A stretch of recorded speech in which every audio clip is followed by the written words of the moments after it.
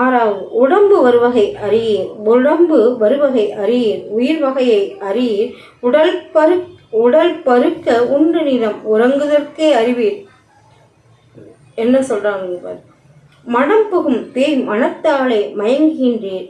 மனத்தை வசப்படுத்தும் வழித்துறை கற்றறியீர். இடம்பெறும் பொய் வாழ்க்கையிலே இன்பத் துன்பம் அடுத்தே எண்ணி எண்ணி இழைக்கின்றீர். ஏழை உலகரான் நம்ம நடம்பொறியன் தனித்தந்தை வருகின்ற தருணம் நன்னியது நன்னிமீனோ புண்ணியம் சார்வீரே என்றது. உடம்பு ஒரு வகை. இந்த உடம்பு எப்படி வந்தது? மேலேருந்து வந்தது. அந்த மாதிரி மேலே போகணும். கீழே பூமிக்கு அடியில் போயிடக்கூடாது. ஒன்று எரிச்சிடுவாங்க, இல்லைன்னா பறிச்சிடுவாங்க. அந்த மாதிரி நம்ம உடம்பு விட்டுடக்கூடாது. அதுதான் சில உடம்பு ஒரு வகை அறியீர். உயிர் வகை, நமக்குள்ள ஒரு உயிர் இருக்குது. அந்த ஆன்மா தான் பேசிகிட்டு இருக்கு. அந்த ஆன்மா தான் எல்லாமே செய்யுது. நிழலாகவும் இருக்குது. அதை நம்ம புரிஞ்சுக்கணும். அந்த உடம்பு உயிர் வகையை அறியலையாம். நம்ம உடல் பெருக்கிறதுக்காக உண்டு நிதம் உறங்குதற்கே அறிவீர். நம்ம தூங்கிட்டு இருக்கோம். தூங்குறது, நல்லா சாப்பிட்றது, தூங்குறது, அந்த மாதிரி இருக்கவே கூடாதுன்றார். அப்போ அறிவீர். மடம்புகு பேய் மனசாம் மனத்தாலே மயங்கரமா நாம. அப்போ மனத்தை வசப்படுத்தி, இந்த மனத்தை இறைவன்கிட்ட வசப்படுத்த அறியீர்ன்றாங்க. அப்போ வசப்படுத்தும் வழித்துறை கற்று அறியீர்ன்றாங்க. இறைவனோட அருட்பெருஞ்சோதி ஆண்டவரோட வசப்படுத்தணுமா நம்ம உடம்பையும், நம்ம மனசையும், நம்ம உயிரையும், எல்லாத்தையும் இறைவனோட வசப்படுத்த கற்றறியிறான் அப்படி சொல்கிறாங்க. அப்புறம் இடம் பெறும் பொய் வாழ்க்கை. இதெல்லாம் பொய் வாழ்க்கை, சிறு வாழ்க்கைன்றார். உலகர் வாழ்க்கையெல்லாம் சிறு வாழ்க்கை, பொய் வாழ்க்கை. அது என்ன சொல்கிறாரு? பொய் வாழ்க்கையில் இன்பமும் துன்பமும் வருது. அடுத்தடுத்து எல்லாமே வருது. எல்லா கஷ்டம் துன்பம்லாம் உலகர் வாழ்க்கையெல்லாம் பொய் வாழ்க்கைன்றார். அப்போ அடுத்தடுத்து இன்பம் துன்பம் அடுத்தே எண்ணி நம்ம அதை நினச்சி ஐயோ எப்படி சம்பாதிக்கிறது, எப்படி நம்ம பசியை போக்குறது, எப்படி நம்ம அந்த துன்பத்திலே இருக்கோம், எப்படி நம்ம வாழ்க்கையை நடத்துறது, அப்படிலாம் அந்த கஷ்டங்களே நம்ம இருந்து இழைச்சி போயிடுறோமா. நம்ம இழைக்கின்றீர். ஏழை உலகரான். நம்ம எல்லாருமே ஏழை உலகன்றார். அப்போ என்ன சொல்? நடம்பொறி என் தனித்தந்தை நடம்பொறி நமக்குள்ள இருக்கார் பாரு, சித்தத்தில் இருக்கார். அவர் நடம் புரிகின்றார் நமக்குள்ள. அதை நம்ம உணரணும். அப்போ நடம்பொறி என் தனித்தந்தை வருவாராம், வெளியில் வருவாராம். ஐயா நம்ம வீட்டுக்குள்ளாரே வருவாராம், அகத்திலையும் வருவார், புறத்திலையும் வருவாராம். அப்போ வருகின்ற தருணம் நன்னியது நன்னிமீனோ புண்ணியம் சார்வீரே என்றார்.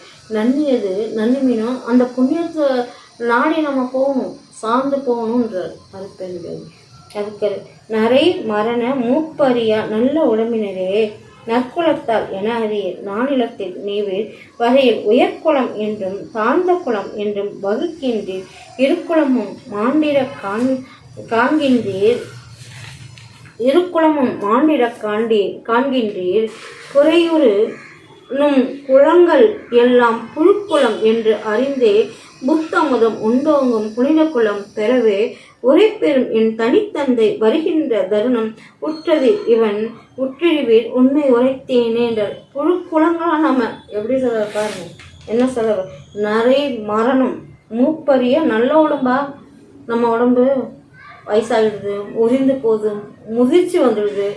அந்த இளமை பருவத்தில் இருக்கிறதுனா அந்த இளமை இருக்கும். அப்புறம் வயோதிகம், கஷ்டம், துன்பம், முடி நரைக்கிறது, எல்லாமே வருது. அதான் சொல்ல நரை நரை நரை மரணம் மூப்பறிய நல்ல உடம்பா நம்ம நினச்சிக்கிறோம் நம்ம அறியாமல். அப்போ நற்குலத்தார் என அறியீர் நானிலத்தீர் நீவீர் வரையில் உயர்குலமா. இதுவரை நீ உயர்ந்த குலம், நான் தாழ்ந்த குலம்னு நம்ம என்றும் வகுக்கின்றோம். உண்மை அதுதான் நடைமுறைக்கு அதுதான் நடந்துட்டுருக்கு. இருக்குளமும் மாண்டிட அதான் உயர்குளம் தாழ்ந்த எல்லாமே மாண்டிட காண்கின்றீர். எல்லாமே செத்து போகிறாங்க, எல்லாமே இறந்து போகிறோம் நம்ம அப்படின்னு ஐயா சொல்கிறாங்க. அப்புறம் புறையுறும் நம் குளங்கள் எல்லாம் புழுக்குளங்கள். நம்ம செத்துட்டா என்ன தெரியுமா? மலத்தில் பொறுத்த புழுக்குளங்களாக தான் இருப்போம். இப்போ இருக்கும்போது அகங்காரம், ஆணவம் தலை விரிச்சு ஆடுது. அந்த மாதிரி அட்டகாசம் அவ்வளோ நடக்குது. நீ பெரிய குளம், நீ உயர்ந்த குளம், நான் தோன்ற குளம், நான் பெரியவன், நீ சின்னவன், உன்னோட நான் உயர்ந்தவன், அந்த மாதிரி ஒன்று நடக்குது. எனக்கு இன்னும் பற்று, எல்லாத்துலேயும் பற்றாசை எல்லாத்துலேயும் வச்சு இதுதான் என்ன செய்கிறோம்? எல்லாத்தையும் பெற விரும்புகிறோம். எல்லாத்தையும் வாங்கி என்ன செய்கிறோம்? மரணத்தில் போய் உந்துடும். செத்ததுக்கப்புறம் என்ன வரும்? மலத்தில் புழுத்த புழுவாயிடுறோம். அந்த ஆன்மா என்ன பண்ணும்? புழுக்குள்ள, அதுவும் மலத்தில் கிடக்கிற புழுவில் போய் அடங்கிடுது. அப்படி போயிடாதீங்க. எவ்வளோ வருத்தப்படுறாரு, எப்படியெல்லாம் நமக்காக கொடுத்துருக்காரு இறைவன். வள்ளலார் ராமலிங்க அடிகளார் நமக்காக கொடுத்த ஒரு பொக்கிஷம் அது. எவ்வளோ ஒரு தங்கத்தையே அள்ளி நம்ம கையில் கொடுத்துருக்காரு. எவ்வளோ விளக்கம் கொடுக்குறாரு பாருங்க. இந்த உடம்ப விட்டுறாதீங்க, மரணம் வந்துடும். மரணத்தை நீக்கிக்கிட்டா உயர்குலமாயிடுவோம் நம்ம. அதான் நம்ம நினைக்கிறோம், இப்போ நம்ம பெரிய பெரிய ஆள் அப்படிலாம் நம்ம நினைக்கிறோம். பொய், அவ்வளவும் பொய். இந்த உடம்ப விட்டு இந்த ஆவி போயிடுச்சுன்னா ததிகளத்தோம் தான். அதுதான் ஏன் சொல்கிறார், என்ன சொல்கிறாரு? புழுக்குளமாயிடுவோம். அதான் சொல்கிறார், புறையுறும் நம் குளங்கள் எல்லாம் புழுக்குளங்கள் என்று அறிந்தே புத்த அமுதம் உண்டோங்கும் புனித குளம் பெறவே புத்த அமுதம் உண்டோங்கும். அது நமக்குள்ள வந்துட்டே இருக்கும். உண்டோங்கும் புனித குளம் பெறவே உரை பெறும் என் தனித்தந்தை. உரை பெறும் இறைவன் வராருன்னு சொல்றாரு ஐயா. என் தனித்தந்தை வருகின்ற தருணம் உற்றறிவன் முற்றிடுவீர் உண்மை உரைத்தன. உண்மையை சொல்றான், உற்றாதீங்க. இந்த உடம்ப செத்துட்டா புழுக்குளமாயிடுவோம். இந்த புழுக்குளத்திலேருந்து நம்ம மீளணும்னா, நம்ம உயர்ந்த நிலைக்கு இறைவனாரில் பெறணும்னா, இந்த உயர்வு தாழ்வு எல்லாத்தையும் நீக்கிட்டு இறைவனாரில் பெறணும். அவருக்காக நம்ம கெட்டியாக பிடிச்சிக்கணும். அதுதான் ஏன் சொல்ல, இறைவன் வருவார், வந்து நம்மளை ஆட்கொள்வார். அதனால அவர் சிந்தனையில் நம்ம இருக்கணுன்றார். அப்புறம் 8வது, கணமுடையேன் கட்டுடையேன் என்று நினைத்து இங்கே கழித்து இருமாந்து இருக்கின்றது. ஒளிப்பிடமும் அறியீர் சினமுடைய கூற்று வரும் செய்தி அறிவீரோ. சினமுடைய கூற்று வரும் செய்தி அறியீரோ. செத்தது உமது தினத்தாரை சிறிதுன்னு செத்தது உமது இனத்தாரை சிறிதும் இணையீரோ.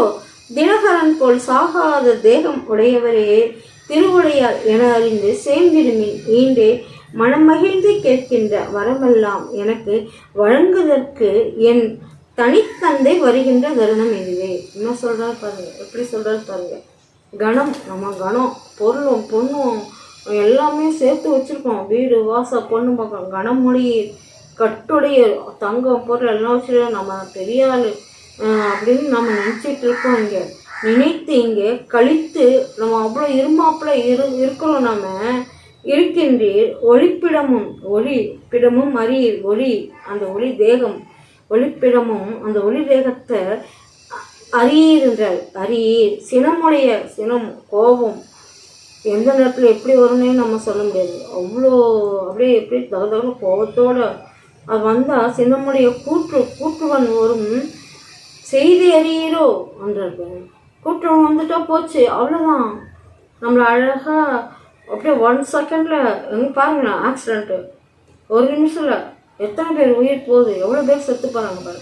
அதுதான் சினமுடைய கூற்று வரும் செய்தி அறியீரோ. நமது இனத்தாரு செத்துட்டாங்கல்ல, அவங்கள இனத்தாரு. நம்ம இனத்தாரு செத்தது நமது இனத்தாரு சிறிதுன்னு. ஐயோ செத்துட்டாங்களே இவங்களாம், அதையாவது நம்ம கொஞ்சமாவது நம்ம நினைக்கிறோமா? அவங்க மாதிரி நம்ம செத்து போகிறதுக்கா பிறந்தோம்? அதுதான் சொல்கிறார். சரி நினையாரோ. தினகரன் போல் சாகாத தேகம் நம்ம நினச்சிக்கிறோம். தினகரன் போல் சாகாத தேகம் உடையீரே திருவுடையார் என அறிந்து சேர்ந்திடுமே நீரே. திருவுடையார் என அறிந்தே இறைவனோட திருவுடையார் அவரை பிடிச்சிட்டோம்னா அறிந்தே சேர்ந்திடுமே. நம்ம எல்லாருமே சேர்ந்திடுமே ஈண்டே மனமகிழ்ந்து கேட்கின்ற வரமெல்லாம் எனக்கு வழங்குவதற்கு என் தனித்தந்தை வருகின்ற தருணம் இதுவே. அப்போ என்ன சொல்றாரு? மனமகிழ்ந்து கேட்கின்ற வரமெல்லாம் எனக்கே வழங்குவதற்கு என் தனித்தந்தை வருகின்ற தருணம் இதுவேன்றார்.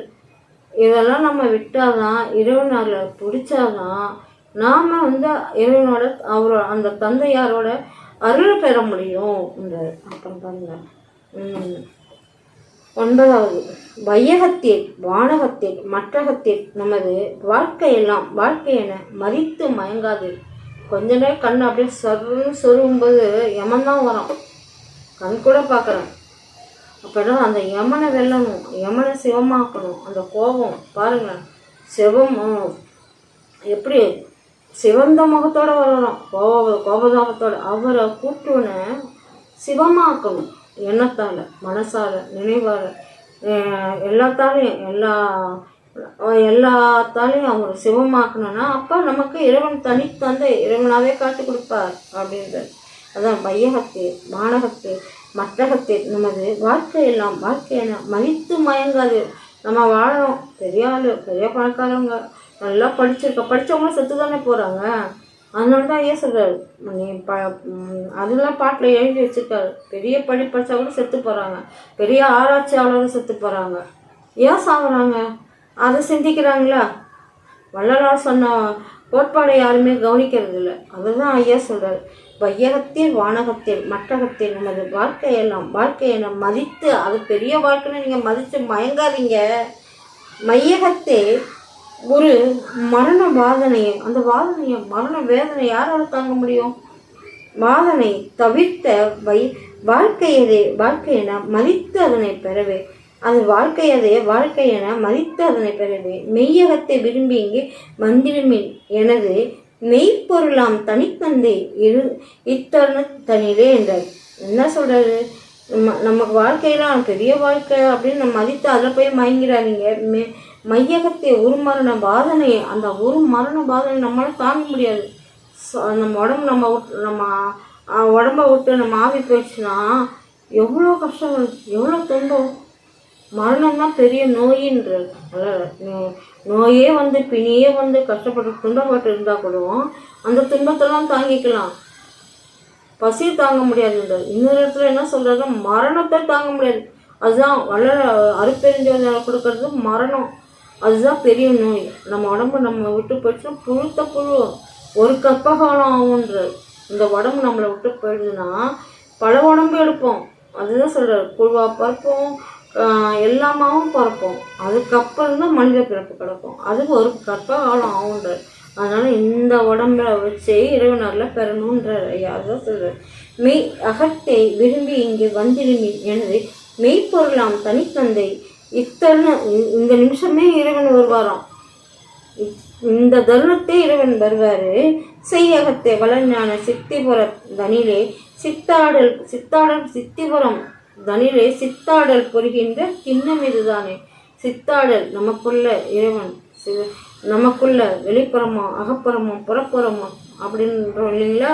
அது சித்தாடல் புரிகின்ற தருணம் இது என்றார், இதுதானே என்றார். அப்போ அகத்தை நம்ம செய்கிற சேவை தொண்டு இதெல்லாம் நம்ம செய்யும்போது இறைவன் நமக்குள்ள ஆட்கொள்வார். அப்போ கூட்டு வைத்து சேவடி போட்டு விரும்பிடு, கூட்டெல்லாம் போயிடும் எண்ணத்தால் மனசால நேவால். அப்போ நம்ம உடம்பு திடகாத்திரமாக இருக்கும். அப்போ நம்ம என்ன செய்யணும், இறைவன் அருப்பெருஞ்சோதி அளவுக்கால கெட்டியாக பிடிச்சிக்கணும். 10வது கருணமிக கழிப்புறவே கடல் உலகும் வானும் அதிபதி என்று ஆளுகின்றேன். கரணமெல்லாம் கழிப்புறவே கடல் உலகும் வானும் அதிபதி என்று ஆளுகின்றீர். அதிபதி நீவீர் மரண பயம் தவிராதே வாழ்வதில் என் பயனோ மயங்காதீர் வந்திருமீன் ஈன்றே திறனமும் ஐந்தொழிலை செய்ய ஒளி வழங்கும் சித்திபுரம் எனவோங்கும் உத்தர சிற்றபையில் சரணம் என கழித்து எனையும் தானாக்க எனது தனித்தந்தை வருகின்ற தருணம் இதுதானே என்றது. என்ன சார், கருணமிக கழிப்பறவே. நம்ம என்ன பண்ணுறோம், எல்லாமே கடல் வான் எல்லாத்தையும் நாம தான் பெரிய ஆள், நம்ம தான் பெரிய ராஜா, நம்ம பெரிய அரசன் அப்படின்ட்டு கழிப்புறவே கடல் உலகம் வானெல்லாம் நமக்கு சொந்தமானது நாம் நினைக்கிறோம். அதிபதி என்று ஆளுகின்றோமா நாம் ஆளுகின்றீர். அதிபதி நீவீர், அதிபதியில் நீங்கள் பெரிய அதிபதி நீவீர் மரணமயம் தவிராதே வாழ்வதில் என் பயன்.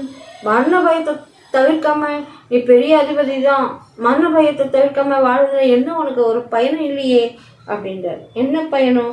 மயங்கிறாதீங்க, பயப்படாதீங்க, தெளிவாக இருங்கன்றார். உயங்காதீர் வந்திருமீன் உடனே வந்து இறைவன்கிட்ட போய் சரணாகதி அடைஞ்சிடணும். வந்திருமீன் ஈண்டே திறனமும் ஒரு ஐந்தொழிலை செய்ய ஒளி வழங்கும் சித்திபுரம் என சித்திபுரம், இது நமக்கு சித்திபுரம் என ஓங்கும் உத்தரஞான சிற்றவை, நமக்குள்ள இருக்கிற உத்தரஞான சிற்றவை சரணம் என எனக்கு அளித்து எனையும் தானாக்க எனது தனித்த அவரு அருப்பெருஞ்சோதி, நமக்குள்ள இருக்கிற பேர் பூர்வ மத்தியில அவரு அருப்பெருஞ்சோதி ஆண்டவர் தானாக்க என்னை, அவரு தானா ஆயிடுவாராம் நமக்குள்ள, என்னை தானாக்க சரணம் என கழித்தனையும் தானாக்க எனது அவரு ஆக்கிக்கு வரான், நம்ம உடம்பெற்ற அருப்பெருஞ்சோதி ஆண்டவரை ஆக்கிக்கு வரான். என்னை தனித்தந்தை வருகின்ற தருணம் இதுதானே, தனித்தந்தை நமக்குள்ள வருவார், அந்த எண்ணத்தோடு இருக்கணும். நம்ம தனித்தந்தை வருகின்ற தருணம் இதுதானேன்றார் வள்ளலார். அப்போ வள்ளலார் அடைந்தது நாமளும் அடையணும் இல்லையா, அதை தான் சொல்கிறார் வள்ளலார். அந்த நோக்கத்தில் நாம் இருக்கணும். இது வள்ளலார் நமக்காக கொடுத்த பெரிய பொக்கிஷம். இது இந்த புக்கு 6ஆம் திருமுறை 5ஆம் திருமுறை உரைநடை பகுதி எப்படி சொல்கிறார் பாருங்க. அப்போ இறைவன்கிட்ட நம்ம ஒப்படைக்கணும் நம்ம உடம்ப, அவரே நமக்குள்ள ஆட்சி பண்ணுவார். அப்போ நமக்கு மரணமே ஓடிடுமே. அதான் நித்திய தேகத்தில் எடுக்கணும்னா இந்த கர்மாக்கள்லாம் நம்மளை விட்டு ஒழியணும். அதான் பொன்னாசை, பொருளாசை, பேராசை, இது எல்லாமே பெண்ணாசை, இது எல்லாமே ஒழியணும். ஒழிஞ்சா அப்போ விந்து மேலே ஏற்றணும். அதுதான் விந்தை விடக்கூடாது வெளியில், அதனால் மேலே ஏற்றணும். அப்போ அருப்பெருஞ்சோதி நமக்குள்ளே விளக்கம் கொடுப்பார். அருளாட்சி நம்ம பெறுவோம். அதுதான் ஐயா சொல்கிறார், ஜாக்கிரதையாக இருங்க, கவனமாக இருங்க. பொய் உலகம் இது, நம்பி ஏமாந்து போய் உடம்பு விட்டுறாதீங்க. முதிர்ச்சி வரும், மரணம் வரும், நரைத்திரை வரும். இதெல்லாம் வர்றது உலகியல் வாழ்க்கை வாழ்றதுனால தான் இதெல்லாம் வருது. இதுலேருந்து மீண்டு அருளாக்கினையை நம்ம கடைபிடிக்கணும். அருப்பெருஞ்சோதி ஆண்டவரை நம்ம விடாத நமக்கு உள்ளத்தில் நிலைநிறுத்த வச்சோம்னா நிச்சயம் அருளை பெறுவோம். அருப்பெருஞ்சோதி தனிப்பெருஞ்சோதி.